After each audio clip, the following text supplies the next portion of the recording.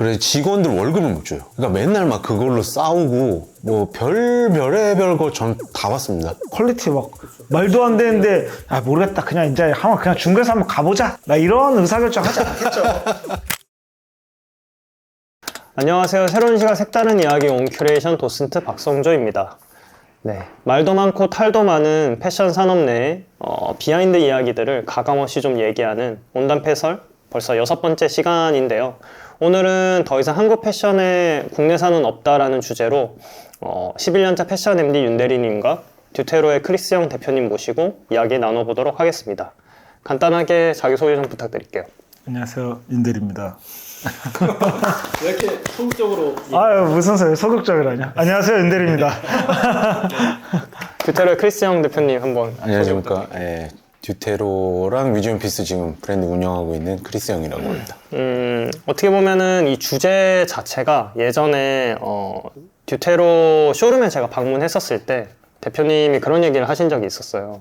옷을 이렇게 소개해 주시면서 이런 봉제나 만듦새 관련해서 말씀해 주시다가 요즘에 국내 이제 중국산 제품들이 굉장히 좀 메이킹이 좋다라는 이제 이야기를 해 주셔가지고 저희가 그런 부분에 착안해서 좀 이번 주제를 가지고 와봤고요. 마찬가지로 온큐레이션 매거진에서는 이제 제조 산업에 대한 동대문 제조 산업에 대한 이야기나 뭐 창신동에 관련된 얘기들이 있거든요. 그래서 관련 주제도 온큐레이션 매거진에서 한번 살펴봐 주시면 좋을 것 같고, 국내 제조업 경기가 안 좋다, 뭐 제조업이 다 죽어가고 있다 이런 얘기들이 많은데 실제로 현업에서 어떻게 좀 느끼시는지 뭐 그 관련 내용들을 이야기해 보고자 합니다. 네. 자, 오늘 어디서부터 띄워야 될지 모르겠는데 사실 좀 경기가 요즘에 안 좋다라는 얘기를 많이 하잖아요. 네. 사실 두 분 다 패션 뭐 조금 장르나 카테고리는 다를 수 있어도 결국 패션 산업 내에서 계시긴 하는데 네. 좀 어떠신가요? 요즘에 정말 이렇게 불경기라는 말이 체감이 되실 정도로 네, 느껴지시나요? 뭐 저는 이제 많은 사람들을 만나서 얘기 들으니까 뭐 이제 제가 일하는 브랜드는 사실 좋은데 이제 대체로 좀 남성복은 특히 많이 안 좋은 것 같고 그 남자 소비자들이 사실 이제 경기가 안 좋으면 옷부터 소비를 줄이는 것 같아요. 어쩔 수 없이. 그러다 보니까 국내 남성복이 대체로 좀 분위기가 안 좋긴 하죠. 네. 실제로 브랜드를 운영하고 계시잖아요. 네네. 그래서 듀테로는 그래도 팬분들이 많으시니까 뭐 크게 개의치 않으실 것 같긴 한데 또 어떠세요? 아, 근데 실제 데이터로는 네, 확실히 이제 중계에 느껴지고, 예, 아무리 뭐 좋아해 주시는 분들이 좀 있다 하더라도 이게 의류라는 게 사실 다 연관돼 있잖아요. 이게 구매를 해야 되는 어떤 물건이다 보니까 직접적으로 확실히 타격이 있긴 하는 것 같아요. 예, 그래프로는 확실히 줄었다고 보는 게 맞는 것 같습니다. 예, 예전 같으면은 시즌에 이제 뭔가를 내놓으면 이 반응이 극명하게 보였거든요. 근데 이제는 그런 상황은 아닌 것 같아요. 물론 뭐 여러 가지 요인이 있을 거예요. 저희 브랜드 같은 경우는 뭐 제가 뭐 디렉션을 잘못해서 사실은 뭐 이번에 좀 내놓은 제품들이 좀 소구가 안 되는 제품이어서 그럴 수도 있겠다 싶기도 하지만 또 한편으로는 크게 보자면 지금 전반적으로 경기 문제나 여러 가지 문제 때문에 확실히 떨어진 것 같긴 합니다. 네. 네. 딱 느껴져요. 좀. 네. 최근에 그리고 특히 이제 불프였는데 역시나 예전 같지 않습니다. 그래요? 네. 그래서 지금 불프 얘기 들어보면 이제 극명하게 나뉘는 것 같더라고요. 그러니까 이제 대기업의 이제 브랜드들 대량 생산을 더 많이 하는 숫자가 더 많은 곳과 가격이 떨어지거든요, 확실히. 이제 저희 같은 브랜드들, 소규모 브랜드들은 이제 중간이 없어지는 거죠, 이제. 네. 그래서 그런 게 명확하게 느껴지는 것 같고 앞으로 제 개인적인 생각으로는 더 심해질 것 같아요. 네. 근데 이걸 앞서 일본이 겪었다고 그러더라고요. 제가 책에서 봤는데 그래서 그대로 가지 않을까 섣불리 좀 생각이 드네요.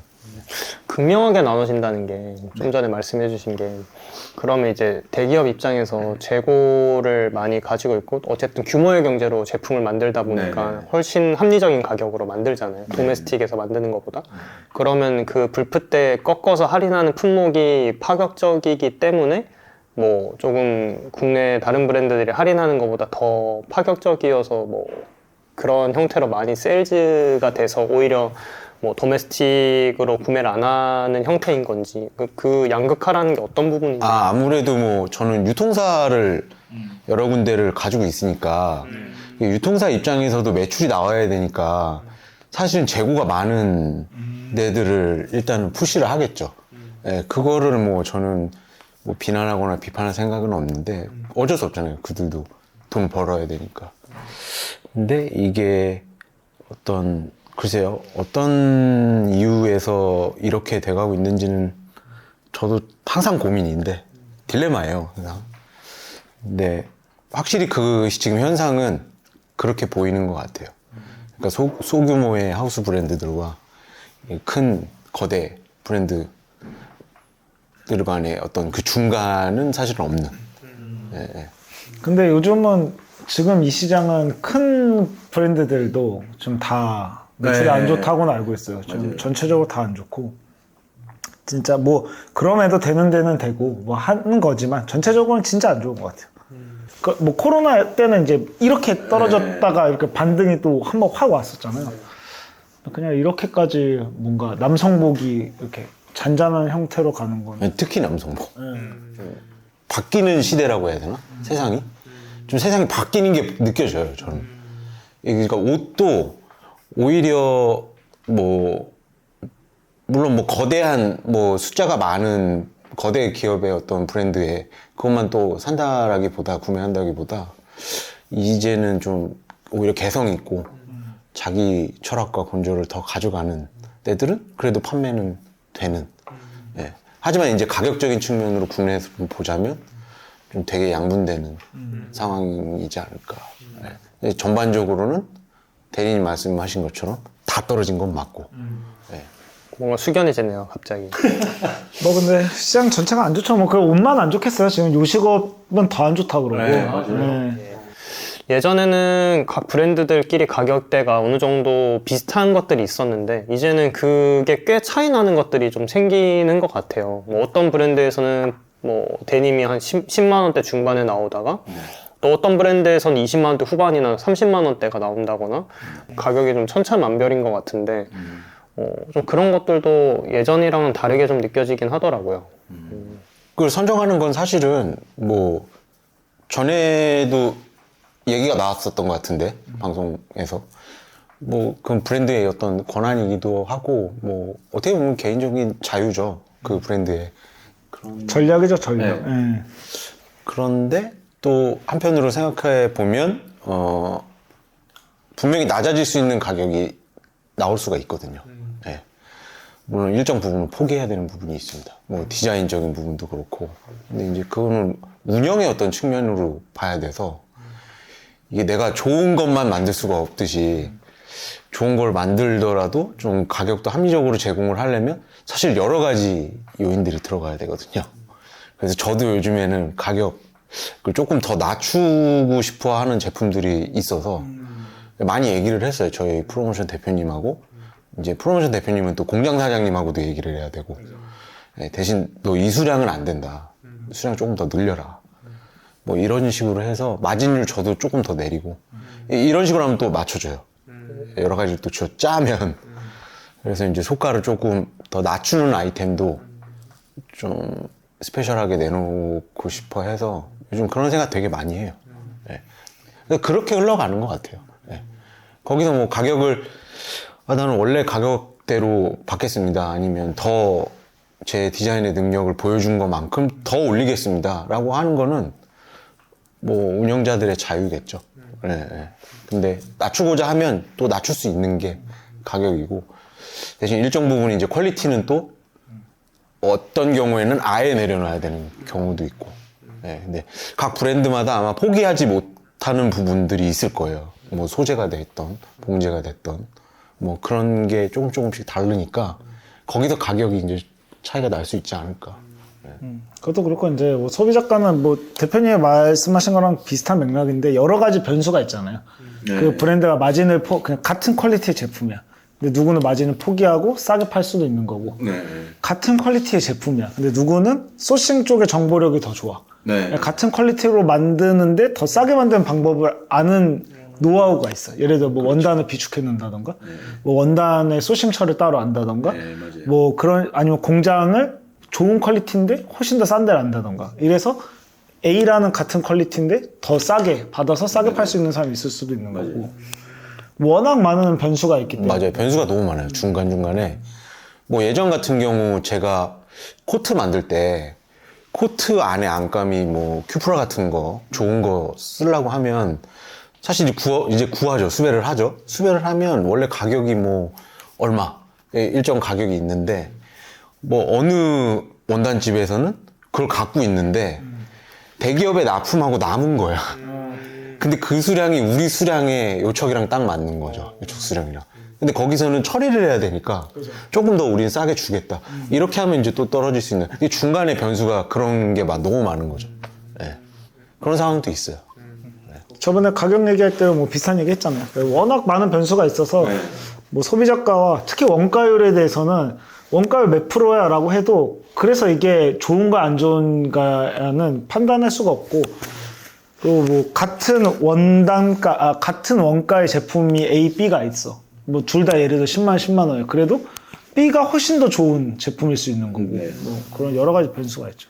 오늘 주제 얘기가 결국 이제 한국 패션 산업에서 한국산이 없어진다, 뭐 메이드 인 코리아가 없어진다라는 얘기를 해보려고 저희가 했던 건데, 실제로 예전에 뭐 어쨌든 대한민국 같은 경우는 60, 70년대 제조업 베이스로 이제 성장을 했잖아요. 뭐 그렇다 보니까 다양하게 그동안 뭐 이제 창신동이나 뭐 신당, 뭐 동대문 인근으로 해서 사실 전 세계에 없는 어떤 유일무이한 클러스터 같은 느낌이었잖아요, 동대문이. 근데 이제 그게 중국이 그걸 벤치마킹해서 더 큰 형태로 만들어가고 있는 상황인데 예전에 이제 메이드 인 코리아라고 했었을 때 이게 저는 좀 메리트가 있었던 건지 좀 궁금하긴 하거든요. 근데 제가 일했을 때부터 메이드 인 코리아는 거의 없었죠. 제가 다니는 회사는 거의 이제 중국에 많이 나갔고 왜냐면 한국 생산이 워낙 비쌌으니까. 근데 제가 80년대 제품의 퀄리티는 알지 못하는 게 뭐 제가 막 뭐 나이키 스니커즈 좋아해서 그때 제품을 뭐 갖고 이랬던 것도 아니고 그리고 그때 이제 80년대는 사실 모든 게 다 좋았어요. 가구 퀄리티도 가구 좋아하셔서 아시잖아요. 가구 퀄리티가 더 좋잖아요. 원자재랑 인건비가 쌌으니까. 건축도 그랬다고 그러더라고요. 그죠. 예. 그래서 이거를 뭔가 80년대 한국만 우수하게 좋았는가는 사실 제가 객관적으로 알 수 있는 지표는 제가 뭐 진짜 한국 생산이 그때가 좋았는지는 모르죠. 알 수가 없죠. 근데 메이드 인 코리아가 이제 그때 당시에 저희가 어렸을 때 뭐 신문이나 이런 걸로 접하기로는 뭐 신발 같은 경우는 전 세계에서 저희가 수출했을 정도로 뭔가 부산에서 다 했고 뭐 나이키 역시도 굴지에 약간 대한민국이라는 나라가 제조업 베이스로 이제 성장을 했는데 그게 이제 어떻게 보면 되게 빠르게 뭔가 성장을 했다 보니까 또 빠르게 올라간 만큼 그만큼 하락세도 좀 빠르지 않았나라는 생각이 드는데 어느 순간 이제 뭐 중국이나 베트남이나 뭐 방글라데시나 이런 식으로 이제 나가게 되면서 좀 국내 제조업 자체가 많이 힘들어졌다는 얘기를 한 거의 10년? 20년? 뭐 거의 그렇게 들은 것 같아요. 그래서 실질적으로 동대문이 어느 정도 기능을 지금 상실했는지 모르겠는데 옛날에 에스피오나지 시절도 계셨었고 하다 보니까 실제로 동대문의 분위기가 예전과 다르게 많이 바뀌었는지도 사실 좀 궁금하기도 하고. 많이 바뀌었죠. 네. 아무래도 이제 뭐 동대문 하면 원단 시장과 부자재 시장이 확실히 자리를 잘 잡고 있고 또 이제 소규모 뭐 도매 옷들이라고 그러죠.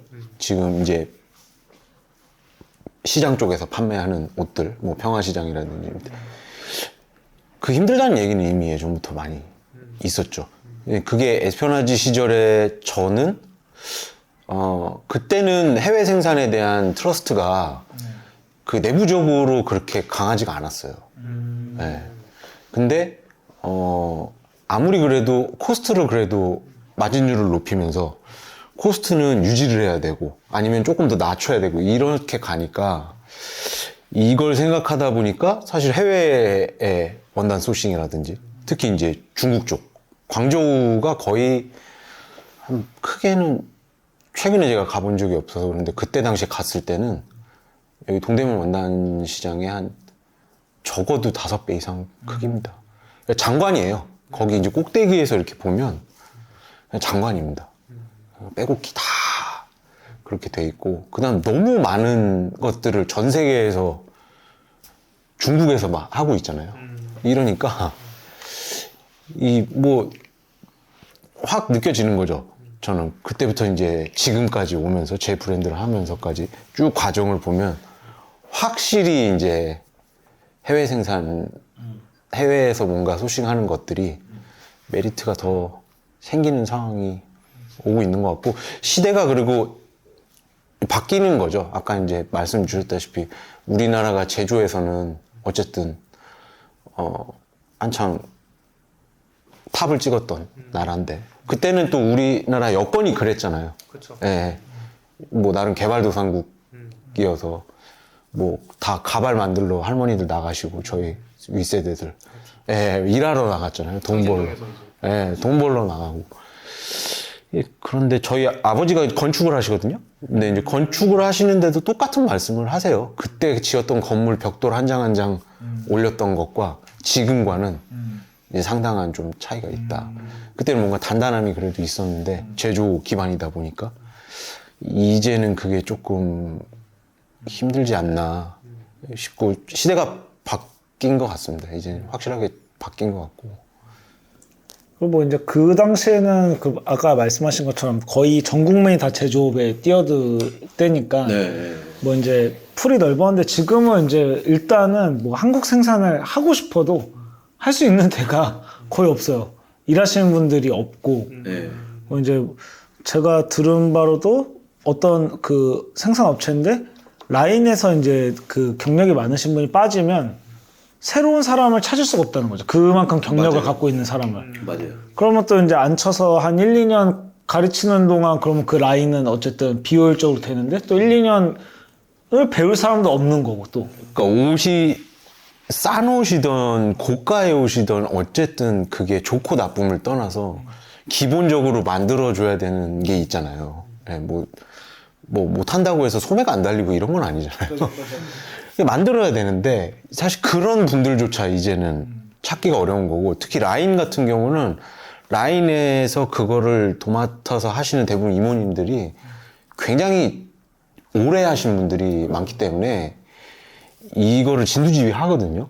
어쩔 때는 이제 공장 사장님보다 파워가 셀 때가 있어요. 말씀하시는 것들이. 근데 이제 그분들이 만약에 나가시면 대체로 하실 분이 없는 거죠. 그럼 이제 그게 또 퀄리티랑도 직결이 되는 거죠. 이게 싼 옷이든 비싼 옷이든 간에 예. 거기서 그런 문제점들이 생기고 그 다음에 이제 결정적으로는 저는 이제 환경적인 거 특히 이제 제반 설비가 못 따라갑니다.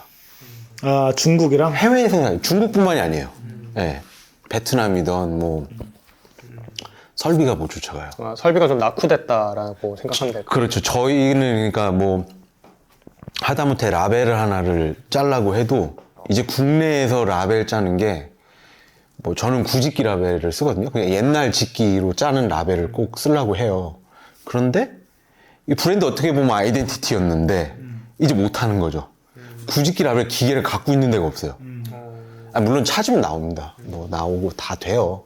한국도 뭐 아직 수소봉제 다시 치고 뭐 하고는 있는데 이 제반이 뭐 해외에 어떤 엄청나게 많은 이 풀하고 인제풀하고는 그죠. 너무 차이가 많은 거죠. 이 격차가.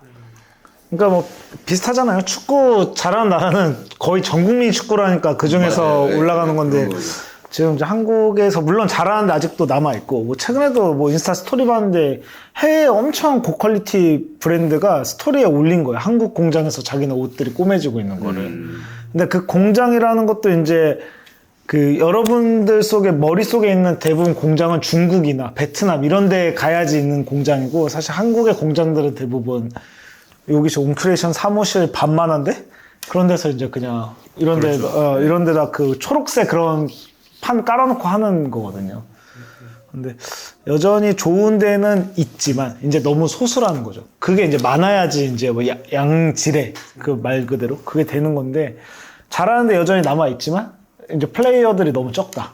지금 한국은. 그냥 뭐 좀 자료를 찾다 보니까 한국 섬유산업연합회에서 그런 얘기를 해놨더라고요. 봉제 산업에 종사하는 50대 인구 이제 50대 비율이 50대 이상인 비율이 77%고 30대가 10%가 채 안 되고 근데 봉제까지 들어가면 이제 더 심하대요. 거의 80% 후반대가 거의 이제 60, 70대가 다 대부분이고 뭐 30대는 거의 5%, 10% 미만이라고 얘기를 할 정도로 산업군 자체에 이제 젊은 분들이 없다라고 느끼고 또 그분들이 그걸 이어서 뭔가 이제 해주셔야 되는데 유입이 안 된다라는 얘기를 많이 하더라고요. 이것도 들으시는 분들 중에서 분명히 그러면 30대들 일 없다고 하는데 봉제 산업 가서 좀 경력 쌓으면 되는 거 아니냐고 하는데 일감 자체가 한국으로 안 가요. 이게 그냥 악순환이에요.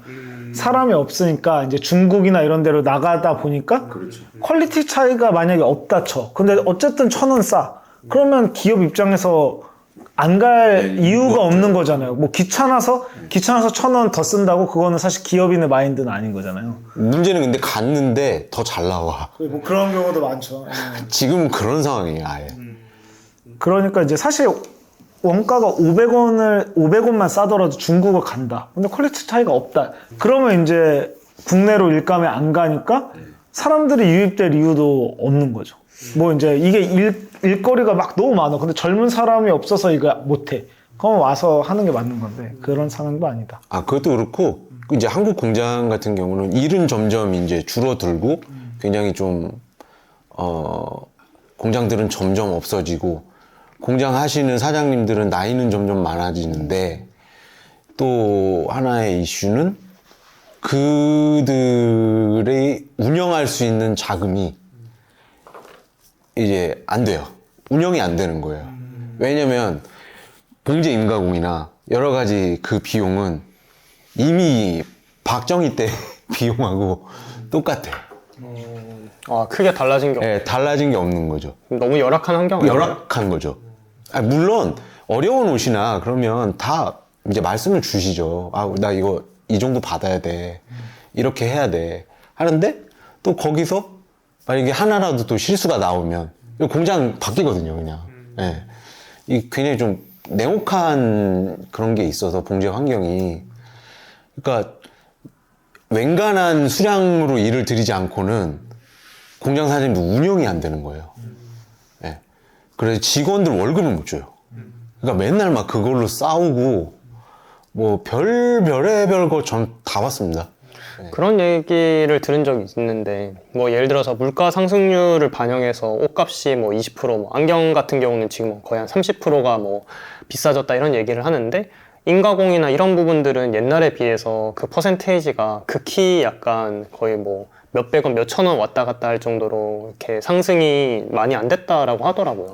그래서 그분들의 처우나 이런 환경들은 크게 그 전과 지금이나 나아진 게 없는데 어쨌든 브랜드가 이제 소비자들한테 판매하는 그 옷에 대한 뭐 가격이나 이런 것들은 이제 물가 상승률을 반영해서 부자재도 비싸지니까 올라가는데 정작 이제 봉제하시는 분들은 옛날이나 지금이나 가격이 되게 비슷비슷하게 되어 있다라는 얘기를 들었어가지고 물론 아닌 데도 있어요. 아닌 데도 있고 잘하시는 분도 아직도 꼼꼼하게 대부분 근데 이제 그런 공장들은 라인이 아니라 부부가 하신다거나 아니면 사모님 혼자 친한 예전에 같이 봉제했던 같은 이모들이랑 모여서 의기투합 하신다거나 잘하시는 분도 너무 많습니다. 거의 뭐 일본 봉제 더 이상 나와요.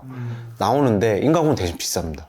인가공은 비싼데 그 가격을 그러면 판매가로 이제 다 합산해 봤을 때 그런 공장들은 사실 쪽수도 많고 패턴도 어렵고 소화를 다 하세요.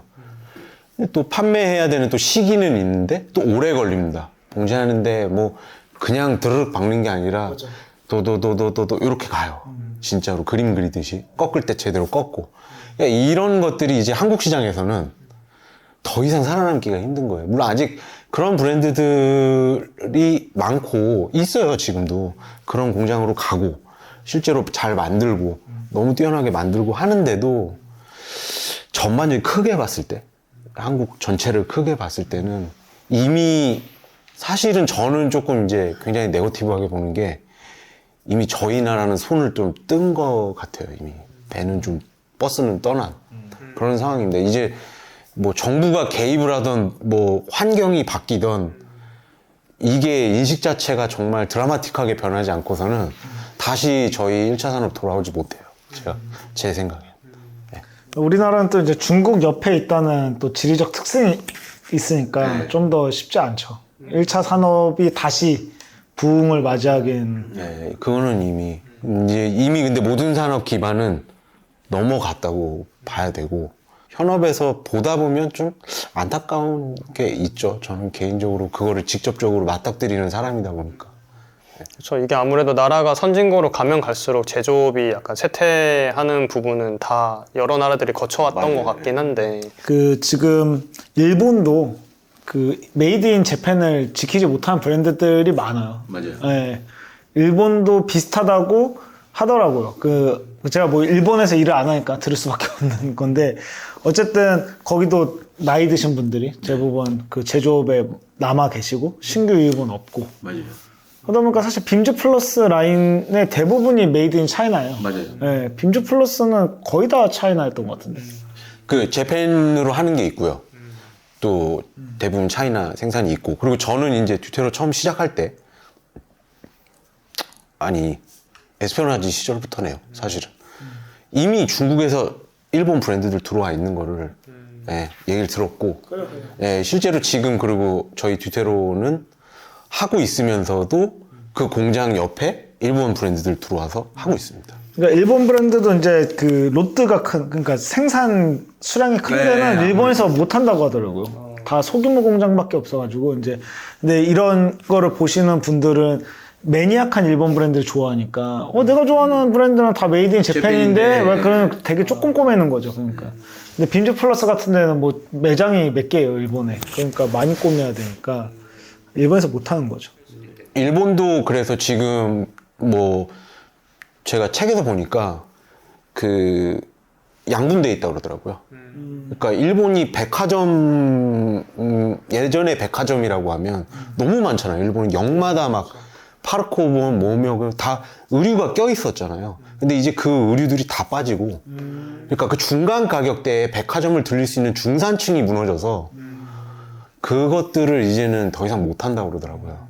그러니까 아예 고가의 명품 쪽, 그 다음에 최근에 나오는 일본 브랜드들, 뭐, 보면 소재 뭐, 실크 햄프 이래가지고, 1,000,000원? 뭐, 이런 브랜드들이 아예 한쪽으로 가고, 아예 한쪽에서는 아까 말씀 주셨던 대량 생산으로. SPA 브랜드. 예, 하지만 또, 일본이 잘하는 건 관리, 매뉴얼화 되어 있는 관리, 그 능력을 제가 이번에 들었거든요.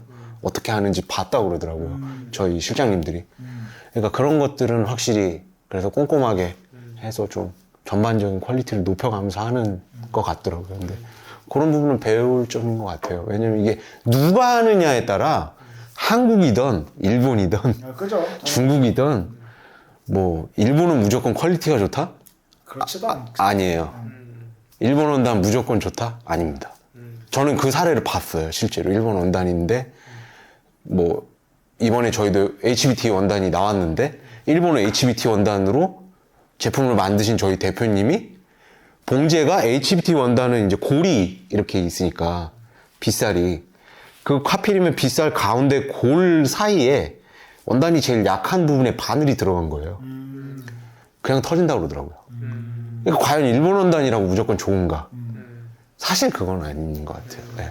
누가 어떻게 만들고 그 원단을 어떤 아이템으로 활용을 하며 그것들을 잘 피해가면서 견고하게 만들고 완성도 있게 만드느냐지. 왜냐면 방송 보시는 분들 오해 많으실 거예요. 차이나라고 하면 무조건 저급하고 저가고 안 좋고 이제는 그걸 저는 뛰어넘었다고 봅니다. 제가 직접 원단을 받아보고 있고 직접 만든 것들을 다 제가 보고 있기 때문에 이건 정말 달라요. 이제는 넘어갔어요. 그러니까 이제 뭐 결국 일본 패션 했던 거랑 비슷한 얘기인데 이걸 이제 국가로 묶어서 다 도매급으로 보기 힘들다는 거죠. 그렇죠. 중국은 다 퀄리티가 똑같고 한국도 메이드 인 코리아는 다 뭐 일관된 퀄리티가 있을 거야라고 생각하는 거는 진짜 먼 나라 이웃 나라 그 만화책 나오던 시절에 있었던 그러니까 옛날에는 그 국가 산업청 하나였잖아요. 메이드 인 젊은이를 찍히면 이 이상의 퀄리티를 무조건 하려고 국가에서 제조 퀄리티를 맞췄잖아요. 근데 지금 뭐 그렇게 하나요? 그러니까 이제 다 다르고 중국은 또 땅이 얼마나 넘습니까? 진짜 그 제가 막 들은 거로는 진짜 말도 안 되는 환경도 있대요. 그리고 반대로 진짜 말도 안 되는 환경. 맞아요. 막 공상과학에서 나오는 것 같은 공장도 네, 너무 있고. 극명하게 기계 다 새 거고 환경 장난 아니고 너무 깨끗하고 깔끔하고 분업화 잘 돼 있고 그러니까 이게 결국에는 누가 핸들링을 하고 어떤 사람이 그 옷에 핸들링을 해서 결과물을 뽑아내느냐. 사실 여기서는 실력의 일이잖아요. 지금 아무리 AI 시대다, 뭐, 시대가 바뀌고 있다 하더라도 결국 사람이 해요, 다. 결국 사람이 하거든요. 완벽하게 자동화되어 있는 공장 빼고는. 그러니까 그렇지 않고는 뭐, 지금 보면,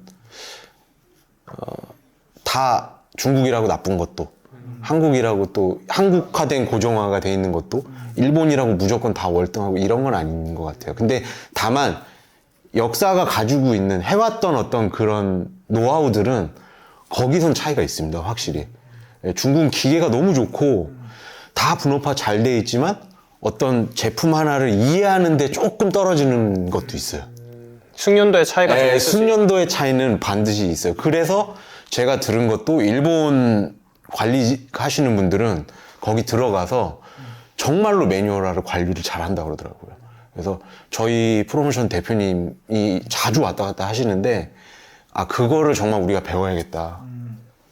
우리가 그거를 가지고 가야 우리도 더 좋은 제품 중국에서 아니면 베트남에서 다 하시거든요. 그 대표님들은. 그래서 그렇게 하는 것 같더라고요. 네. 그게 핵심입니다, 사실. 네. 근데 또 이런 말씀 드리면 뭔가 그래서 중국이 그러면 일본의 그런 장인 정신만큼 만들 수 있냐?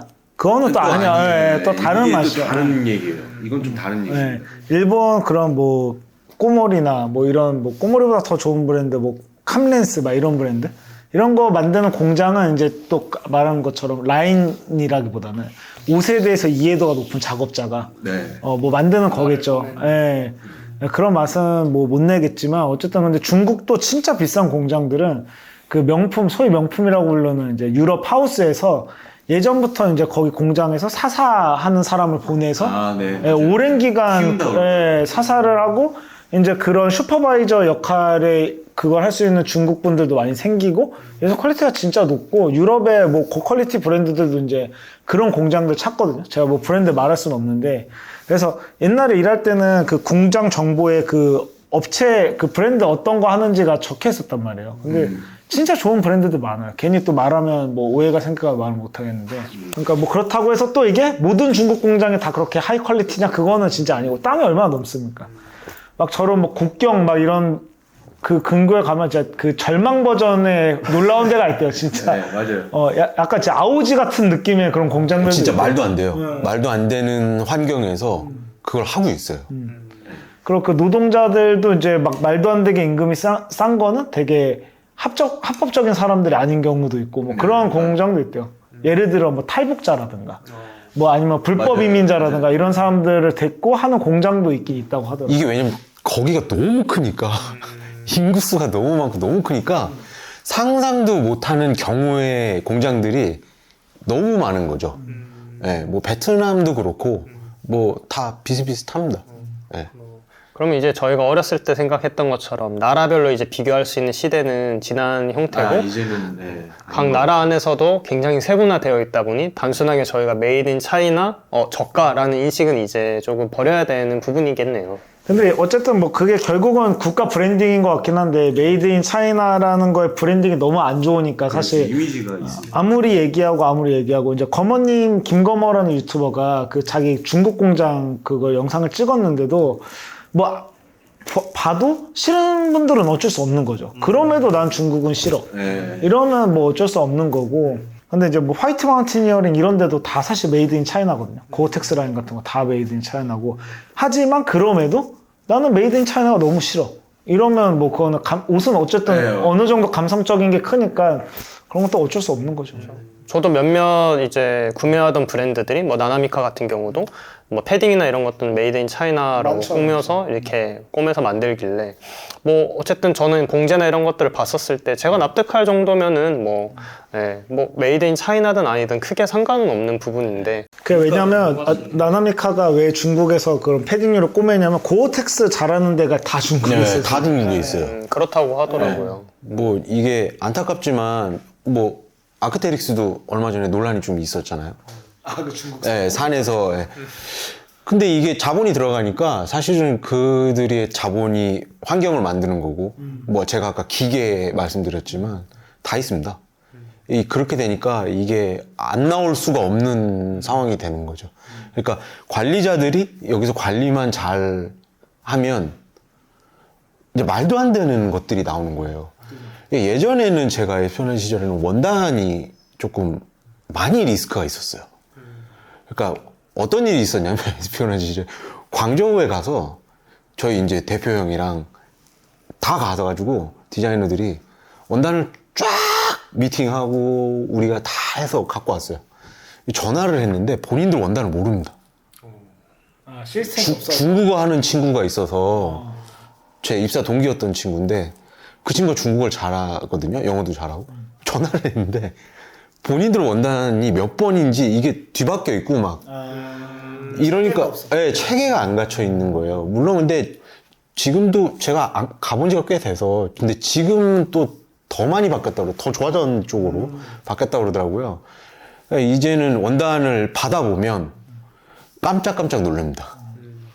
그러니까 예전에는 정말 막 뜨거운 물에 이 정수기에 뜨거운 물 종이컵에 받아서 울 원단 잘라가지고 넣으면 수채화 이렇게 물 빠지듯이 먹물 떨어뜨린 것처럼 그 정도였거든요.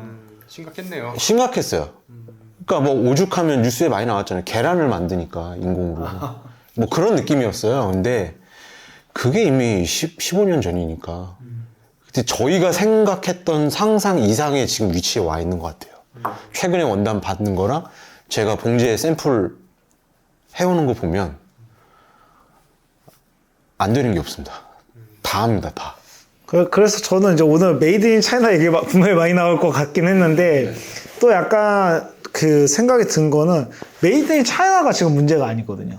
왜냐면 제가 다녔던 대기업은 메이드 인 차이나도 이제 비싸서 못 사는 시점에 왔어요. 왜냐면 가격도 많이 올랐고 네, 맞아요. 국내랑 가격 차이가 이제 거의 안 나요. 그래서 어떤 그룹들은 야 중국 생산이고 베트남은 예전부터 안 됐고 중국도 이제 안 된다고 그래서 다른 나라 더 오히려 제3국가를 찾는다고 저 그러더라고요. 온두라스 가고 네, 뭐 온두라스 가고. 오히려 포르투갈 가고 막 이런 거를 지금 막 알아보고 있는 시점이긴 하거든요. 그런 대기업은. 베트남도 너무 좋아졌고, 그리고 제가 이제 일 시작할 때가 베트남 소싱으로 옮길 때였는데, 그때는 사실 퀄리티 안 좋았거든요, 베트남이. 대신 싸잖아. 약간 이런 거였는데, 베트남도 많이 올라왔어요. 베트남도 퀄리티 너무 좋고, 요즘 진짜 온두라스나 그런 데 가야 돼요. 그 인도네시아. 그런 데 가야지나 싸게 할 수 있어요, 진짜.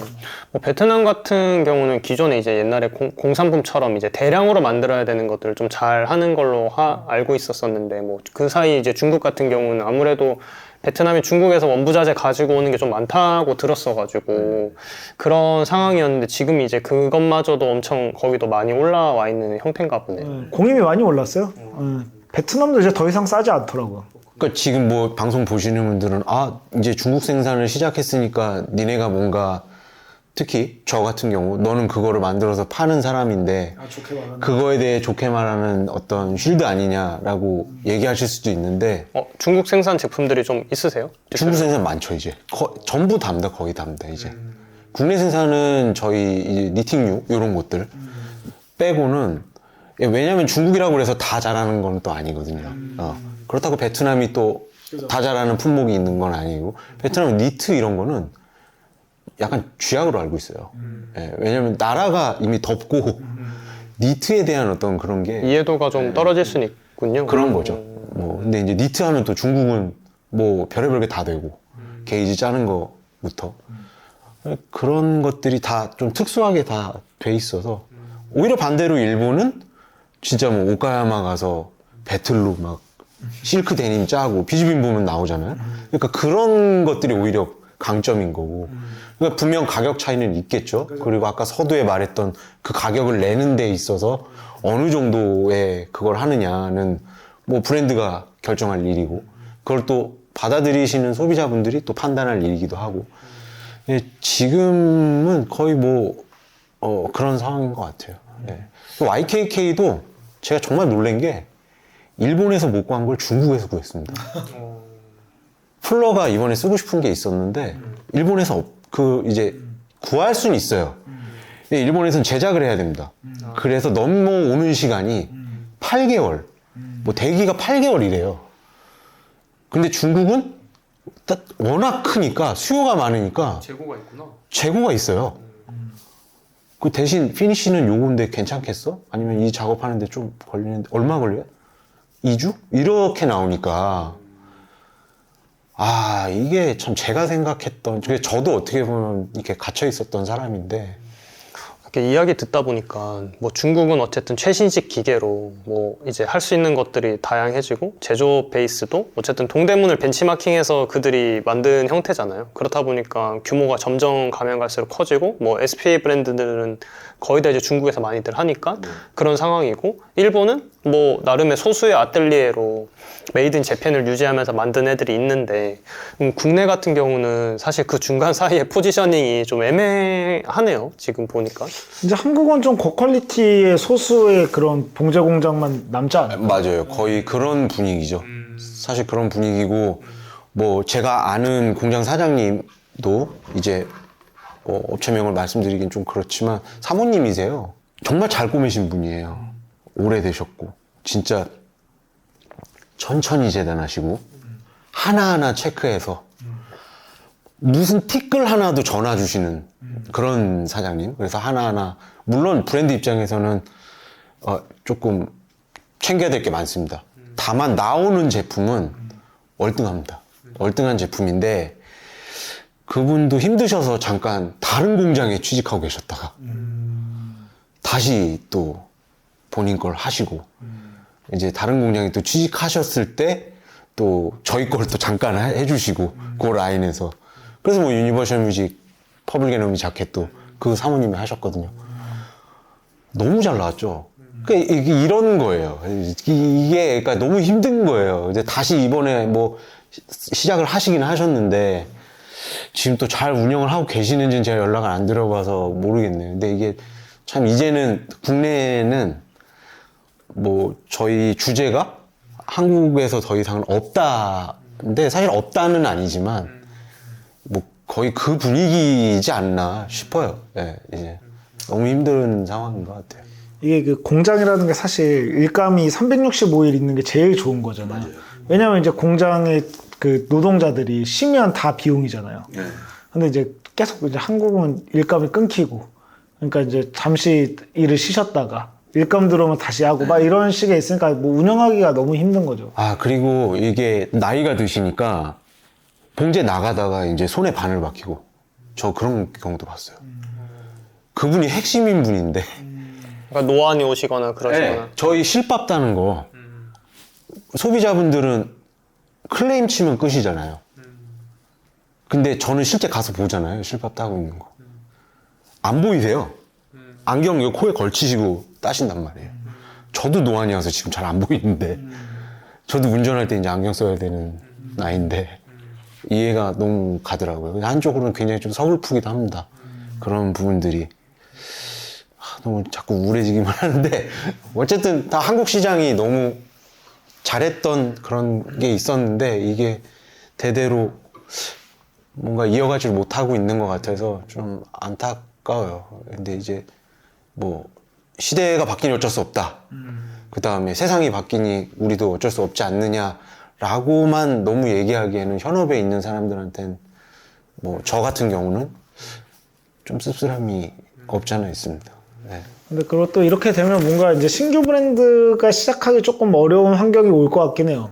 그 신규 브랜드 중에 경력 없는 뭔가 20대가 만약에 창업한다고 했을 때 맞아요. 어떻게 중국 업체를 뚫을 거며 맞아요. 어떻게 중국 업체와 소통할 거며 한국은 이제 옛날에 지금 이제 좀 자리 잡은 브랜드들은 하면 이제 친구들한테 물어보고서 가서 이렇게 옆에 앉아서 사장한테 옷 설명해주고 네. 막 이런 식으로 하면서 시작할 수 있었던 건데 이제 그게 안 되는 거죠. 무조건 시스템이 있어야 되고 그 중국 업체와 할 때 작지 같은 거를 FM대로 딱딱 그려서 줘야 되고 네. 그렇게 이제 그냥 무대뽀로 샘플 들고 찾아가서 막 여기는 이 부분 해주고 이게 이제 안 되는 거죠. 그러니까 그게 이제 뭔가 노하우가 가지고 계신 분들이 모르니까 해결해 주실 수 있는 부분이었는데 이제 이런 것도 지금도 하고는 있거든요. 저도 이제 조그만 공장들 아시는 사장님들이 있어서 가끔 지나가다가 오고 가고 항상 서울 시내 다 돌아다니니까 저는 차를 끌고 일 때문에 여기 찍고 이러고 있으니까. 근데 지나가면서 이제 밥 먹을 때 가끔 들리면 거기서 이제 아직도 그 부부 하고 계세요. 그런데 이제 전에 그 브랜드 조그맣게 하시던 친구들 와요. 그러면 이제 많이 늘어났어. 그래서 몇 장 해요. 그래서 200장 이렇게 200장 하는데 뭐 이제 힘드신 거죠. 그 사장님들도. 네. 대신 이제 인가공을 좀 더 줘야 되는 거죠. 근데 또 그 친구들 입장에서는 저도 처음에 시작을 해봐서 알지만 이게 너무 힘듭니다. 그 인가공은 높아지는데 판매 가격은 또 한없이 높아질 수만은 없고 이제 그렇다 보면 진짜 어떤 경우는 디자인이 바뀌어요. 그냥 완전히 뒤집어지는 디자인이 나오니까 참 이게 글쎄요. 누가 잘못했다 잘했다를 얘기하기 이전에 점점 이제 그렇게 노쇠해 가는 게 보이고 한국에서는 더 이상 이제 없다 수준까지가 드러나니까 참 한편으로는 저도 중국에서 저희 대표님이 프로모션 대표님이 좋은데 이번에 했어 이제 걱정하지 말고 해 라고 안심을 시켜 주시면서 저는 기쁘면서도 한편에서는 그분들 저 쌍문동에서 처음 시작했을 때 사장님들 지금 어떻게 하고 있나 이런 생각하고 가끔 연락드리면 너무 힘드시다고 하니까 가슴이 아파요. 그런 부분. 사실 이런 부분들은 이제 국가적 차원에서 뭔가 이 제조업에 대한 관심이나 이런 것들이 좀 있으면 좋을 텐데 나라가 어쨌든 계속 IT나 이런 쪽으로 가다 보니까 사실 이 여기까지는 뭐 신경을 못 쓴다라고 봐야 되겠죠. 그렇다 보니까 결국 이제 이쪽 산업들이 좀 쇠퇴된다라는 생각이 드는데 사실 일본 같은 경우는 예전에 한 10년 동안 그 청년들이 졸업을 하면은 뭐 제조나 이런 쪽으로 뛰어들면은 높은 이제 월급을 통해서 뭐 임금 수준을 통해서 조금 서포트하는 것들도 한 10년 정도 했었다고 하더라고요. 그래서 뭐 미국 같은 경우는 뭐 뉴욕에 어쨌든 최근에 저도 엔지니어드 가먼츠 인터뷰 때문에 갔다 왔을 때도 네. 어쨌든 디스트릭트 가먼츠라고 해서 이제 그런 뉴욕 내에서도 이제 좀 제조업을 살리기 위한 어떤 리쇼어링 정책 같은 것들을 했었는데 네. 뭐 그런 것들 아직도 뭐 여전히 좀 잘 유지가 되고 있는지 모르겠지만 근데 그런 관심들을 가지고 뭔가 플레이를 했던 적이 있는데 지금의 한국에서 이제 이런 플레이들이 잘 되고 있는지에 대해서는 조금 좀 찾아봐야 될 것 같긴 한데 좀 이런 것도 관심을 가져주셨으면 좋겠다는 생각이 드네요. 말씀해주신 것처럼 좀 씁쓸한 부분도 있고 네. 한편으로는 뭐 이게 제조업이 꼭 살아야 된다라기보다는 뭔가 그래도 그때 당시에 있었던 것들이다 보니까 어떤 형태로든지 좀 더 그들이 이제 그분들이 생계를 유지할 수 있는 방식으로 뭐 우리나라가 뭐 이걸 가지고 뭐 더 제조업의 제2 전성기가 와서 이거는 이제 불가능하겠지만 그래도 그분들이 생업을 이어가시는데 좀 무리가 없도록 뭔가 국가 차원에서 조금 관심을 가져줬으면 하는 바람도 있네요. 20대? 막 그 제 구독자 중에도 그런 친구들 중에 뭐 미장이라고 하나요? 그런 일 하는 친구들도 꽤 있거든요. 근데 미장질하는. 예, 근데 그런 거 하는데 뭐 들어보면 그 돈을 꽤 벌더라고요. 그러니까 근데 주변에 이제 저도 옷을 좋아하고 옷을 하고 싶어하는 20대 친구들이 많은데 이제 모두 다 이제 뭐 MD를 하고 싶어하고 막 마케터를 하고 싶어하고 약간 이런 현상이잖아요. 그러다 보니까 샵 스태프로 시작하고 근데 그렇게 이제 봉제업에서 돈을 미장이나 이런 것처럼 좀 많이 벌 수 있으면 고생하더라도 들어갈 텐데 아까 다시 처음으로 돌아가서 이제 그렇게 고생을 해도 미래가 보장이 안 돼 있고 네. 당장 돈을 너무 못 버니까 그럴 수 있죠. 어. 처우나 이런 것들은 정말 개선이 필요하긴 하겠네요. 공장 사장님들 다 저한테 말씀 주시는 게 저희 지금 사무실 밑에도 데님 공장이었는데 접으셨고 위에도 일반 직기 공장이었는데 접으셨고 지금 니팅 공장이 또 들어왔는데 이분들이 또 나가신다고 그랬대요. 건물주 저희 사장님한테. 이게 지금 거의 그런 상황입니다. 그것도 이제 뭐 그거를 위해서 이제 뭐 임금을 더 높게 줄 수도 없는 게 지금도 비싸다고 누르려고 하는데 그또 임금을 만약에 비싸게 줄 수도 없고 그럼 줄 거면 뭐 국가에서 지원을 받아서 줘야 되는 건가 싶은데 뭐 또 그래야 될 명분도 없고. 예.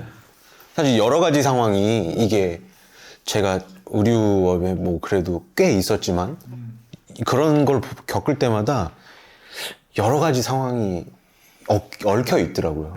예. 이제 어느 집은 또 공장에 기계가 없으니까 친하신 자기 공장 사장님들끼리는 다 알고 계시거든요. 그러니까 친하니까 이제 뭐 단추다리집에 넘겼는데 단추다리집에서 사고가 나. 이제 이렇게 되면 이제 거기서 또 이제 여러 가지 얽혀 있어요. 이런 것들이 다 조금조금하게 하시다 보니까.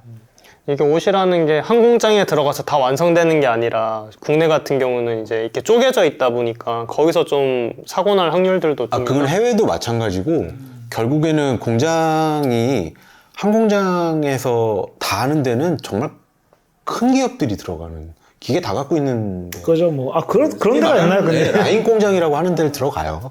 거기 뭐 규모가 장난 아닙니다. 그래서 여러분들 이제 막 차 타고 가다 보면 대림동 이런데 막 처음 들어보는 용어 있어요. 막 또또 막 이런 거. 그런 게 이제 그 뭐 그런 작업만 해주는 데거든요. 조그만데. 예. 제가 이제 에페나지 시절에 다운 이제 베트남 공장 갔을 때 그 건물이 학교만한 건물이 공장이에요. 그리고 옆에 기숙사 따로 있어요. 네. 그 정도 부지입니다.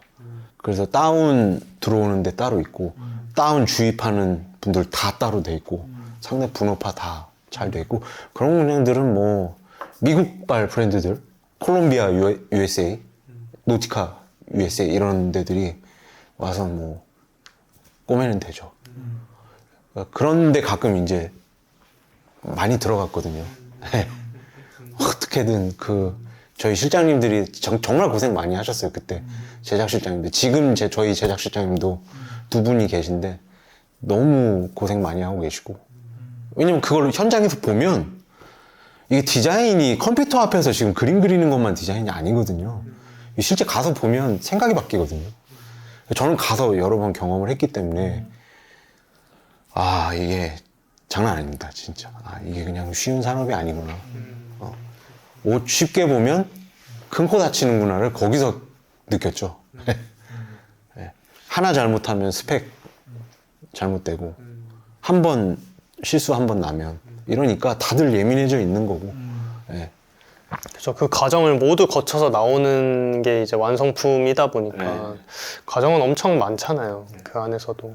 그럼 보통 이제 중국 생산이나 이런 걸 진행하실 때 OEM 방식이라고 하나요? 그게 요즘에도 뭐 그런 의미죠. 거의 뭐 OEM 비슷한 건데 약간 조금 뉘앙스가 달라요. 저는 이제 저희 프로모션 제가 옷을 핸들링을 처음에는 이제 시작을 했지만 이렇게 가다가는 이제 저는 판매하고 기획하고 작업지 시서 만들고 그 다음에 여러 가지 또 디렉션을 줘야 되는 입장인데 제가 핸들링을 하는 순간 그죠.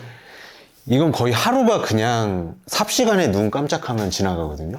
네. 근데 이제 그거를 대신 지금 오히려 굳은 일을 저희 프로모션 실장님들이 맡아서 해주시고 계시고 그리고 이제 서로 참 얼굴 붉힐 때도 많아요. 그런데 어떡하겠어요. 그 옷 하나 잘 나오게 하려고 뭐 그 마음들을 아니까 하는 건데 뭐 그렇게 저는 운영을 하고 있어서 지금 그나마 그래도 좋은 제품을 최대한 많이 하려고 노력을 하고 있는데 패턴은 제가 웬만하면 제가 움직입니다. 네. 패턴실 실장님하고도 얼마 전에 인스타그램에 잠깐 업데이트를 했는데 하나 때문에 뭐 한 3시간씩 얘기하고 이러니까 저도 진이 빠지고 패턴 실장님도 진 빠지고 오히려 저 때문에 패턴 실장님 패턴실도 똑같아요. 일을 계속 쳐내줘야 운영이 되는데 제가 가서 3시간씩 얘기하고 있으니까 하나 갔다가 힘드신 거죠. 그러니까 저도 요즘엔 이게 너무 내려놔야 된다. 이게 내 욕심만 가지고 하는 게 아니다. 뭐 믿고 좀 내려놓고 해야겠다. 이런 생각 많이 들어요. 그래서 그런 거 같아요. 다. 예. 저는 그런 방식으로 지금 운영을 하고 있습니다. 그렇구나. 그게 약간 뭐랄까 OEM과 ODM 그 하이브리드의 느낌인 것 같아요. 예, 약간 좀 믹스돼 있어서 저희 세무 대표님도 굉장히 물음표를 던지시더라고요. 이게 세무 처리를 하려면 정확하게 이제 OEM 방식인지 아닌지에 대한 확인을 해야 되기 때문에 예, 그런 것들. 근데 뭐 결론은 효율적인 거를 알아서 찾게 된 것 같아요. 예, 이게 이제 저희는 소수의 인원이 최대 효과를 내는 이런 하우스를 운영하다 보니까 이게 제일 중요했던 것 같아요. 그래서 프로모션 지금의 실장님들 아무리 기획이 좋아도 만들어주실 분들 공장이 없었으면 브랜드의 존재가 안 되는 거죠. 네. 그럼 어쨌든 기존의 OEM 방식은 브랜드가 어쨌든 디자인 이런 걸 다 하고 뭐 이제 넘겨서 생산만 이제 공장이 담당해줬다라고 하면은 이제 중간 ODM 같은 경우는 그걸 컨트롤할 수 있는 뭐 분들이 또 전문가가 들어와야 되는 거예요. 제안을 해주시거나 네. 뭐 이런 디자인에 여기서 이렇게 뒤태로 이런 느낌으로 가면 좋겠다 이렇게 제안도 해주시고 같이 네. 커뮤니케이션하는 형태. 특히 만드는 부분에서 뭐 제가 놓친 부분을 많이 좀 챙겨주시죠. 요즘은 뭐 근데 그렇게 하지 않으면 사실은 수량을 그나마 조금이라도 늘릴 만한 이 여건이 안 되기 때문에 예, 수량을 그래도 조금이라도 저는 조금씩이라도 늘리고 또 어떤 아이템은 좀 아예 확 줄이기도 하고 뭐 단종도 시키고 뭐 있는 일이잖아요, 이건 브랜드에서. 그러니까 그런 좀 적재적소에 그런 거를 잘 해야 되는 것 같은데 그러려면 지금의 제작 실장님들이 저는 제일 큰 관계자분들, 저희 담당 하시는 분들이 뭐 저희뿐만이 아니라 많은 브랜드들 많이 하거든요. 뭐 저희가 말씀드리면 아실 만한 브랜드도 많아요. 그리고 또 공장도 겹쳐요, 한국은 또. 잘 꼬매는데 하면 글로 몰리기 때문에. 뭐 그래서 이 브랜드가 여기서 이렇게 꼬매고 있다는 걸 인지할 수 있는 것도 그런 것 때문 아닌가요? 예, 아예 그리고 오히려 인가공이 더 낮게 들어가야 되는 브랜드들은 사실 오히려 못 들어옵니다. 그런 공장에 인가공이 어느 정도 일정 높기 때문에. 예. 그러니까 여기서 또 오해하시면 안 되는 게 그게 낮다라는 게 품질이 낮아지거나 그게 아니거든요. 그러니까 수량이 많아서 가격이 더 싼데도 봉제가 월등한 봉제들도 저는 많이 보거든요. 뭐 대표적인 예가 유니클로잖아요. 비교 대상은 아니지만. 예. 그러니까 유니클로가 잘하는 거는 관리죠. 본인들의 철학에 입각한. 예. 여기서 시접은 이렇게 꺾어서 봉제는 여기서 좁은 쌍스티치로 이렇게 쳐야 돼. 그거를 이제 그 가격에 이제 나온다는 게 거의 뭐 신급입니다. 신. 뭐 현업에 계신 분들은 다 유니클로를 보면서 그 말씀을 하시더라고요. 네, 그거는 이길 수가 없어요. 그리고 퀄리티 진짜 좋죠. 관리직을 파견시켜서 이렇게 뭐 관리를 하나 보네요, 진짜. 뭐 그럴 수도 있겠네요. 뭐 그들은 거의 뭐 우리가 생각하는 어떤 그런 애 범주가 아닌 제가 말씀드리는 정도의 체계가 아니기 때문에 거긴 몇십만 장 단위, 100만 장인가? 뭐 말도 안 되잖아요, 장수가. 그렇겠네요. 전 세계에 뿌리려면. 근데 그런 브랜드들이 유니클로 말고도 뭐 수량은 적지만 많아요. 잘하는 브랜드도 많고 정말 보면 깜짝깜짝 놀랄 만한 봉제들이 나옵니다. 저는 요즘에 그래서 오히려 봉제 잘 안 보는 것 같아요. 옷 보실 때? 네. 근데 봉제가 그렇게까지 디테일하게 중요한 게 아메카지라는 장르밖에 없지 않나요, 사실? 그럴 수도 있죠. 그리고 뭐 국내에서는 사실은 완벽한 복귀는 뭐 거의 불가능하기 때문에 그러니까 저는 사실 애초에 옷을 볼 때 그렇게 봉제를 보지도 않았고 회사를 다닐 때도 이제 뭐 저 소싱아웃 일을 많이 하니까 그렇게까지 이제 뭐 봉제가 이제 잘못 나거나 일명 찐빠가 나거나 뭐 이런 거는 많이 이제 옆에서 보는데 봉제 방법에 대해서 디자이너와 얘기한다거나 막 그런 적은 거의 없었거든요. 근데 이 유튜브를 하고 나서부터 봉제 기법에 대해서 너무 많은 질문들이 들어오니까 사실 조금 그게 좀 저는 저 애초에 옷도 그렇게 안 보고 일할 때도 뭐 그렇게 뭐 이제 MD니까 그렇게까지 안 배울 수도 있지만 그렇게까지는 이제 뭐 업무하는데 중요한 게 아니었고 그 봉제 방법을 많이 보는 사람들이 진짜 대다수의 남성 소비자인가 아니면 이제 유튜브를 보는 남성 소비자들 그거에 좀 예민한 건가 좀 헷갈리긴 해요. 옷을 저는 이과적으로 본다라는 얘기를 얼마 전에 얘기가 나왔었는데 저희 직원 친구가 컴퓨터 같은 거 막 그래픽 카드 뭐 달고 막 이런 것처럼 옷도 약간 여기는 그렇게 보는 거예요. 여기는 지포스 봉제 딱 약간 이런 느낌으로 여기 땀수 몇 수, 코와서 썼는지, 면사 썼는지, 뭐 지금 이런 얘기를 하는 게 한편으로 굉장히 좀 안타까운 저는 상황입니다. 오히려 그러니까 옷을 현업에서 지금 잘하시는 분들 이름만 거론해도 나올 분들 국내 너무 잘하시는 분들 많은데 그분들은 물론 그게 곤주고 철학이기 때문에 하시는 거예요. 본인들이 생각하기에 그게 좋은 옷이. 저도 그런 걸 좋아하고. 근데 저는 요즘에는 과연 그런 옷이 좋지만 이것만이 무조건 좋은 옷일까? 라는 생각은 사실 많이 했거든요. 그러니까 뭐 근본 아이템 이런 얘기 요즘 많이 들리더라고요. 그 근본이라는 게 도대체 물론 뭐 있을 수 있습니다. 있을 수 있는데 브랜드마다 다 반영하는 게 다르거든요. 예. 뭐 이거는 이걸 했으니까 좋은 데님이고 과연 그럴까요? 저는 그렇게 보지 않거든요. 요즘에는 오히려 그런 거보다 힘줘야 될 때와 힘주지 말아야 될 때 뭐 이런 것들이 좀 더 분배가 잘 되고 브랜드가 앞으로의 어떤 철학을 잃지 않으면서 그것들을 잘 유지하는 게 더 중요한 것 같아요. 최근에 그런 거 되게 많이 봐요. 그래서 오히려 저는 국내 브랜드들이 더 좋아졌어요, 최근에. 이게 너무 막 상향 평준화가 높게 되어 있으니까 더 좋은 것 같아요. 그래서 물론 이제 뭐 옷의 기획이나 뭐 이거에 따라서 봉제가 중요한 순간이 있죠. 뭐 예를 들어서 워크 자켓을 만들 건데 이거 3번 스티치가 없으면 조금 심심하긴 해요, 확실히. 뭐 뭐 그런 거는 할 수 있는데 그렇게까지 중요한가 뭐 또 그런 생각은 해요. 어느 순간부터 이게 어떤 기준처럼 뭔가를 해야 된다라는 것처럼 되어 있었는데 사실 일반인들 기준에서 저는 그런 것까지 다 알 수 있을까라는 생각도 들고 저희가 사실 옷을 만들어 본 사람은 아니다 보니까 그러니까 모든 옷을 이제 봉제 우선적으로 평가하는 게 그 장르 외에서 맞냐 안 아까 맞냐. 말씀 주셨던 여기엔 이게 들어가야지 근본 있는 거고 시보리는 우리여야 무조건 좋은 거고 이게 과연 맞는 건지 잘 모르겠어요. 그러니까 물론 그런 장르도 있고 대표님 말 그런 장르 저도 존중하고 하지만 그 장르의 기준으로 뭐 장르라고 하기도 좀 하는데 뭐 어쨌든 그렇게 옷을 보는 기준을 모든 브랜드와 모든 옷과 막 이거를 다 할 필요 있냐는 거죠. 그러니까 뭐 제가 좋아하는 이제 꼼데가송이라는 브랜드는 사실 다 본봉만 치거든요. 네, 진짜 특이한 뭐 소재가 특이해가지고 이게 뭐 너무 뭉친다던가 뭐 그래서 깎아서 받고 이런 거 아니고서는 그냥 다 본봉이에요. 다 본봉. 막 이게 그러니까 소비자들이 참 안타까운 게 진의도냐 아나이도냐 무슨 뭐 실 있거든요. 비싼 거. 그게 사실은 잘 모르겠어요. 쓰면 그런 옷이겠죠. 더 비싸고 더 월등하고. 근데 과연 그게 어떤 정답은 아닌 거거든요, 사실은. 그리고 또 이렇게 쫙 수량으로 펼치는 브랜드 중에서도 너무 잘하는 데들 많잖아요. 네.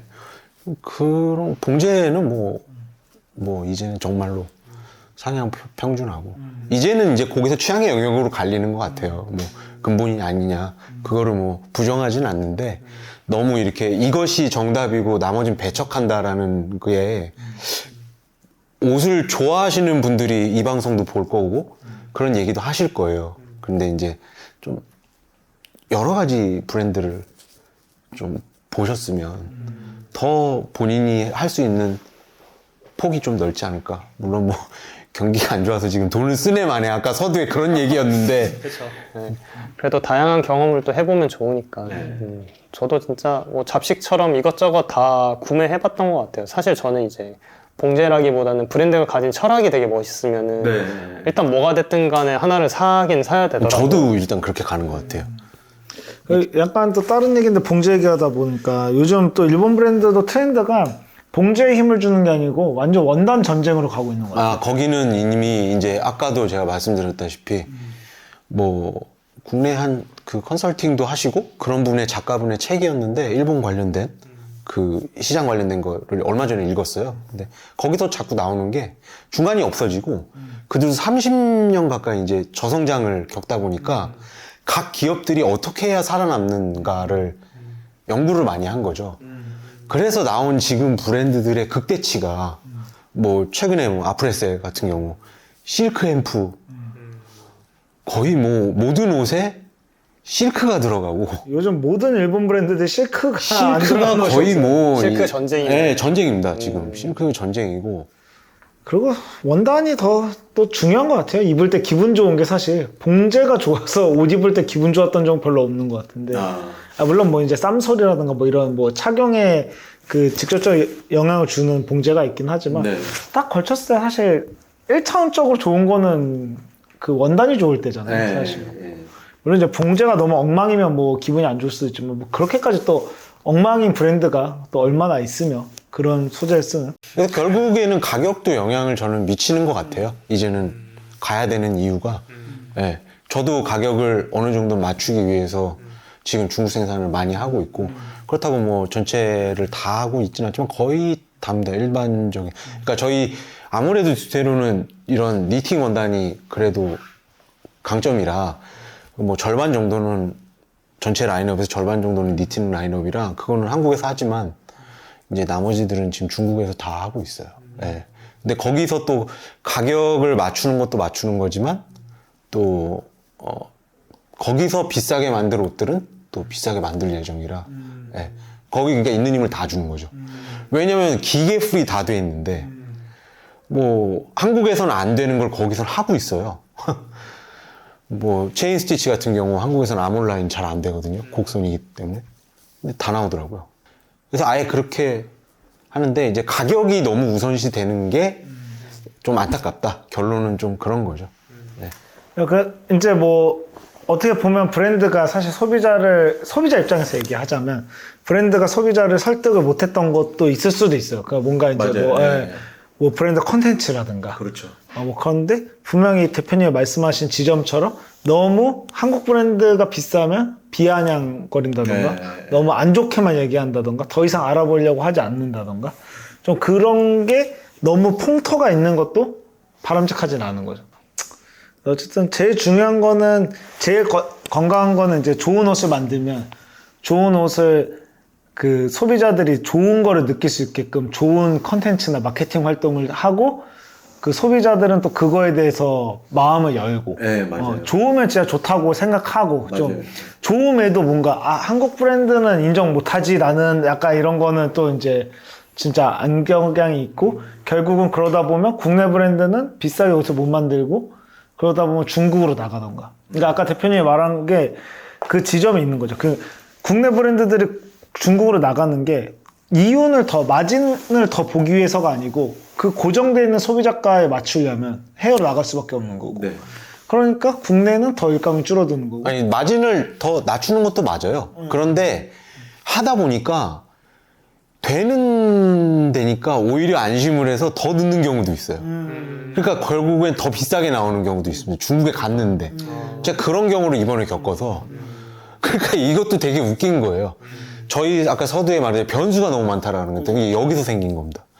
그러니까 아예 조금 더 제가 너무 제 브랜드 하면서도 안일하게 생각했는지 좀 그런 것들을 좀 더 프라이스로 또 생각해야 될 부분을 사실 생각 안 한 부분도 있거든요. 그러다 보니까 이제는 조금 그런 걸 전략적으로 좀 가기 위해서 회의를 많이 하고 있어요. 내년에는. 네, 그래서 이게 좀 참 웃겨요. 마진율을 많이 남기고 좀 더 고정화된 가격을 하기 위해서 갔는데 더 비싸게 나오는 거. 이런 경우도 있는 거예요. 하다 보니까 그런 거잖아요. 이거 했는데 요거밖에 가격이 안 올라가? 그럼 너 더 좋은 거 해보고 싶고. 이거 되네. 더 좋은 거 쓸까? 네. 뭐 하다 보니까 결국 나오는 건 좀 더 오바되는 네. 약간 그런 거를 제가 지금 겪고 있습니다. 현실로. 네. 그래서 어쨌든 뭐 이런 현상들 때문에 중국으로 갈 수밖에 없고 가다 보니까 국내 제조업에는 일감이 안 돌아가고 그러니까 이제 새로운 뭐 유입, 노동 유입이나 이런 게 또 될 수 있는 풍토가 안 생기고 좀 그런 것 같은데 뭐 이거를 뭐 그래서 뭔가 우리가 그 교과서처럼 인식을 바꿔야 된다. 그래서 국내 브랜드의 막 그 차원은 아니고 그냥 현실이 그렇다. 뭐 그렇다고 해서 막 뭐 먹어서 응원하자 이런 것처럼 막 국내 브랜드를 무조건 막 비싼 가격이라도 사자 막 이거는 결코 아니고 지금 그냥 상황이 그러하다. 그렇죠. 상황이 그렇고 그런 상황이 이제 뭐 계속 가속화된 거겠죠. 저는 약간 온라인 패션 뭐 무신사 같은 것들이 생기는 것도 좀 어느 정도 일조했다라고 생각을 하는데 예전에는 동대문 베이스였었다가 이게 이제 다 브랜드 베이스로 넘어가다 보니까 동대문에 계신 분들도 다 브랜드 론칭한다고 다 나오셨잖아요. 뭐 인더로우라는 브랜드도 마찬가지고 뭐 몇몇 브랜드들이 사실 뭐 앤더슨 벨 역시도 그쪽 베이스였다가 나와서 이제 브랜드를 하게 되면서 좋은 선례를 남기다 보니까 후발주자로 다들 나오셔서 이렇게 하는 브랜드도 분명히 있을 거란 말이죠.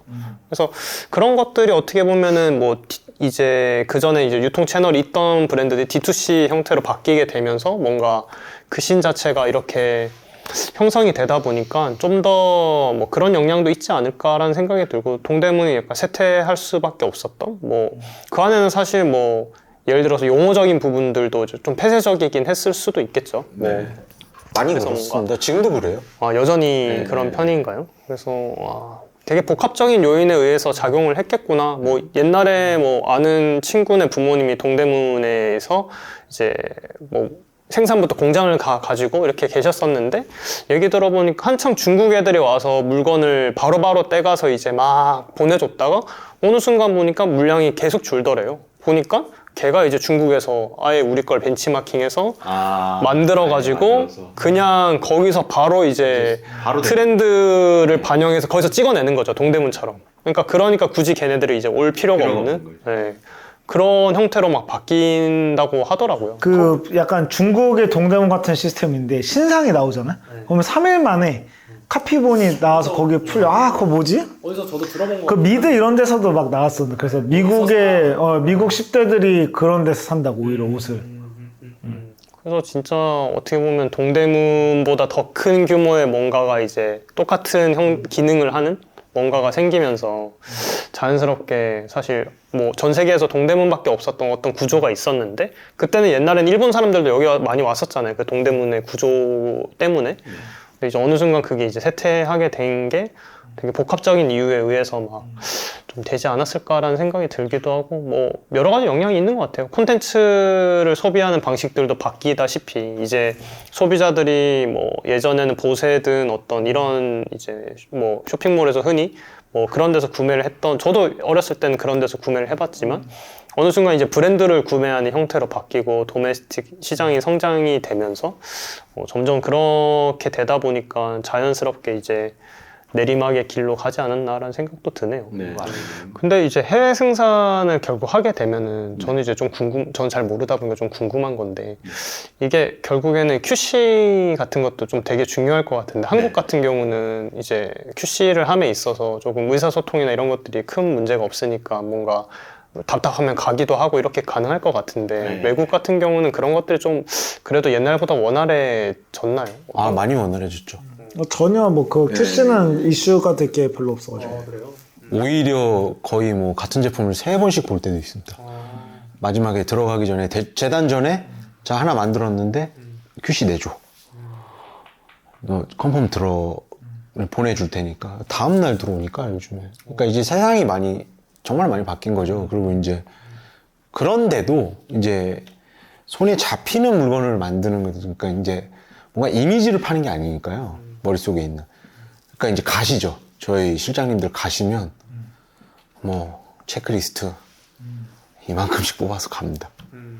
그렇게 해서 저희 것뿐만이 아니라 다른 브랜드들 것도 해야 또 운영이 되니까. 그 영상 통화라는 것도 있고 요즘. 네, 영상 통화하고 뭐 채팅 요즘엔 그리고 또 다 오니까 위챗 뭐 이런 걸로 다 하니까. 이제 막연하게는 막 옛날에는 뭐 해외 생산하면은 막 MOQ가 뭐 수량이 얼마 정도 돼야 된다 뭐 이런 것들도 좀 있었던 것 같은데. 그거는 이게 참 흥미로운 게 어느 순간부터 중국이 저는 이게 제 판단이 맞는지는 모르겠어요. 근데 이제 아까도 이제 말씀드렸던 것 중에 하나가 결국에는 시장 경제의 어떤 이야기, 그 다음에 전 세계적인 지금 뭐 무역 전쟁, 저는 이거 다 맞닥뜨린다고 보거든요. 연결이 돼 있다고 보거든요. 어느 순간 이제 중국이 원래는 그런 수량을 받아주질 않았는데 이제 중국도 힘든 거죠. 그죠. 베트남으로 나가고 네. 뭐 인도네시아로 나가고 중국도 힘들고 그다음 저는 그 중에 하나가 이제 약간의 무역 전쟁의 여파가 관세 이런 것 때문이 아닐까. 왜냐면 중국이 막 무너지니까 그런 부분에 있어서. 그리고 제가 듣기로는 이제 중국으로 나가려는 브랜드들 많으니까 그걸 묶어서 프로모션 해주는 데가 있어가지고 네, 맞아요. 수량을 여러 브랜드 걸 묶어가지고 가져가면 가져가고 해주는 그런 데가 데도 좀 있고, 있더라고. 예. 거기 공장 사장님들도 먹고 살아야 되는데 이게 일을 해야 되잖아요. 그러니까 공장의 섭리는 계속 돌아가야 돼요. 공장이 그게 최고의 근데 이게 언제까지 우리 200장 안 돼 이러고 있을 수만은 없고 그 다음에 또 거기 계신 분들이 우리나라처럼 대한민국에서도 이제 공장 사장님들 중에 재단 하시던 분이 나와서 하나 차리시고 뭐 하시고 이런 것들이 퍼진 거거든요. 그들도 그렇더라고요. 거기서 뭐 오른팔이었던 분이 공장에서 라인 잘 하시던 분이 나와서 본인 거 하는 거예요. 이제 그러면서 수량이 더 적게 들어갈 수도 있는 거고 그 다음에 이제 뭐 절대적인 거는 사실 그 규모와 크기가 너무 많아요. 중국이라는 그 거대한 나라에 상하이부터 뭐 대련부터 뭐 되게 산업단지 많거든요. 주요 프로모션 뭐 하게 되면은 중국에서 주로 어느 쪽에서 주로 그런 걸 많이 하나요? 뭐 분포되어 있나요? 아니면 브랜드의 그거마다 다르죠. 네, 그거는 이제 또 실장님들의 또 자기의 그 무기이기 때문에 이게 또 쉽지 않죠. 노하우이자 노하우죠. 네. 이제 직접 발품을 해서 네. 뚫어내 이게 상해 어디에 어디 있는 공장에 어디고 그 옆집에 뭐 이게 다 자기네 그거기 때문에 자산이군요. 네, 사업 어떻게 보면 대회비죠. 네. 근데 중국에 뭐 아까 또 비슷한 얘기 하는 건데 중국에 진짜 그 해외 유명 브랜드들 전담을 하는 공장이 엄청 많아요. 근데 그 브랜드들이 다 그냥 어중에 떠중의 브랜드들이 아니고 사람들이 여기는 고퀄리티 막 영국 최고의 퀄리티 막 이런 브랜드들도 많이 해요. 막 패딩의 근본 이런 브랜드도 중국 생산 많이 하고 뭐 발렌시아가도 뭐 트리프레스인가 그거 중국 생산한다고 해가지고 막 한참 난리 났었잖아요. 뭐 이제 안 산다. 막 근데 그 트리프레스가 간단한 신발이 아니잖아요. 사실 중국에서 할 수 있으니까 중국에 갔겠죠. 그리고 만들고 봤는데 퀄리티가 같으니까 중국에서 생산이 오케이가 떨어졌겠죠. 발렌시아 같은 데가 나왔는데 퀄리티 막 말도 안 되는데 모르겠다 그냥 이제 그냥 중국에서 한번 가보자 나 이런 의사결정 하지 않겠죠. 보고 만들었는데 이거 뭐 그러면 어떻게 했는데 중국에 가자 이랬겠죠. 뭐 몰라 모르겠고 그냥 나는 모르겠고 그게 간다. 약간 디올이 그런 논란이 좀 있었어서 그랬던 것 같아요. 사실은 그런 논란 때문에 그거는 이제 하면 안 되는 거죠. 그거는 착취한 거잖아요. 노동을 착취한 거니까 그건 안 되는 거고. 그리고 거기는 과잉 이익을 보기 위해서 착취를 한 거잖아요. 그건 비윤리적인 거고. 어쨌든 발렌시아가가 이제 그 트리프레스 중국 생산한다고 했다. 근데 그 전이었을 거예요. 디올 사건 터지기 전. 근데 그때 사람들이 막 이제 안 산다. 막 발렌시아가 뭐 그런 일이 있었는데 뭐 그럴 건 없는 것 같다. 그런 이미지가 사실은 너무나도 이제 각인돼 있으니까. 그죠. 근데 뭐 중요하긴 하죠. 이제 나 발렌시아가 입는데 메이드 인 그 뭐 유럽이 아니야. 메이드 인 이태리가 아니야. 막 이러면 이제 기분 당연히 나쁠 수 있죠. 감성적으로. 사고 싶지 않을 수 있죠. 근데 퀄리티가 같으니까 거기서 다 체크를 해보고 같으니까 이제 오케이를 해줬겠죠. 여전히 메이드 인 코리아를 고수하시는 브랜드 분들이 계셨는데 좀 몇몇 뭐 지금도 뭐 있긴 있습니다. 되게 잘 나오고 있고 뭐. 근데 그런 브랜드도 있잖아요. 진짜 저가의 신생 브랜드인데 중국 못 가니까 메이드 인 코리아 찍혀서 나오는데 그 메이드 인 코리아가 정말 그 우리가 생각하고 있는 향수 속 메이드 인 코리아인지는 이제 생각해 봐야 된다는 거죠. 그렇죠. 아닐 거예요, 분명히. 그러면 비싸야죠. 좋은 퀄리티면. 세상 이치가 좋은 거는 비쌀 수밖에 없잖아요. 물론 뭐 진짜 럭키하게 싼 경우도 있는데 사람 인건비인데 경력이 있고 퀄리티 좋은 노동자의 인건비가 누구는 싸고 누구는 비쌀 리 없잖아요. 다른 노동자겠죠. 그런 걸 이제 생각해야 되는데 이제 거기랑 이제 막 이제 시스템이 갖춰져 있고 퀄리티와 생산이 갖춰져 있는 회사가 메이드 인 차이나라고 해서 막 이런 브랜드도 티셔츠 메이드 인 코리아인데 이 가격에 파는데 니네 메이드 인 차이나인데 이 가격 받아 이렇게 하면 이게 이제 좀 다른 얘기라는 거 실상과는 그게 약간 이제 그런 세상이 아니라는 거죠 이제. 그 이제 뭐 최고의 품질 적혀있던 그 메이드 인 코리아가 아니겠죠. 그 싼 가격의 신생 브랜드가 하는 그런 메이드 인 코리아는. 우리가 한국인이라고 해서 다 똑같은 한국 사람이 아니잖아요. 응. 누군가는 BTS고 누군가는 윤대리인데 같은 한국인이라고 이걸 어떻게 다 같이 보냐고요. 그러니까 이제 그만큼 그 생산도 극단적이다. 파프에서 하는 메이드 인 코리아와 신생 모르는 브랜드인데 막 티셔츠를 3만 원에 파는 브랜드의 프린트 티셔츠인데 심지어 그런 브랜드의 메이드 인 코리아는 완전히 다른 메이드 인 코리아다. 메이드 인 차이나도 마찬가지고. 네. 그러니까 제일 좋은 거는 이제 소비자가 메이드 인 어디지를 까보기 전에 그냥 예쁘게 만들어가지고 그냥 소비자를 설득시켜서 잘 입고 봤는데 메이드 인 차이나네? 이게 제일 바람직한 그림이 아닐까. 뭐 참 여러모로 복합적으로 얽혀있고 설켜있다 보니까 이거 어느 거 하나가 뭔가 잘 풀려서 되기는 쉽지 않은 구조긴 하네요. 네, 이게 좀 말하기가 되게 애매한 거죠. 이게 다 엮여 있으니까. 근데 어쨌든 뭐 지금 현실이 이러니까 그거에 맞는 비즈니스 구조를 찾는 짜는 게 게 중요하죠.